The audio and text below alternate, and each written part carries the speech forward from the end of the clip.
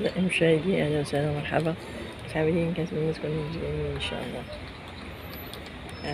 اليوم هبط السوق برا وبغيت نصور لكم واحد المنظر، واحد القهوة عملوها في دروج البيرو، يعني في السوق برا بالضبط عالية.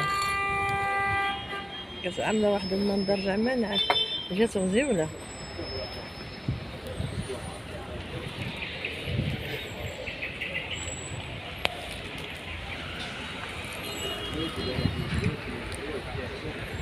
هي حسرة على السوق برا ولا السوق البراني كيف كان نسميوه،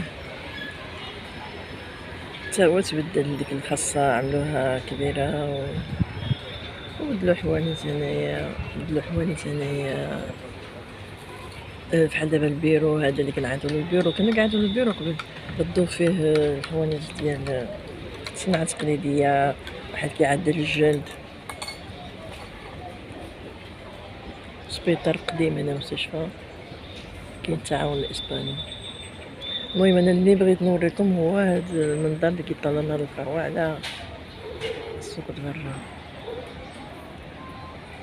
حدا سيدي بوعبيد شي كامل طلعت سيدي بوعبيد بدلوه، وطلعت سيدي بوعبيد عشان ديك الحوايج هرسوهم وبدلوه عملوا باركين. وتحت هذا المقعد البيرو في كانوا ديك الحوينته ديال الصناعة التقليدية عشان بدلوا لهم الديكور.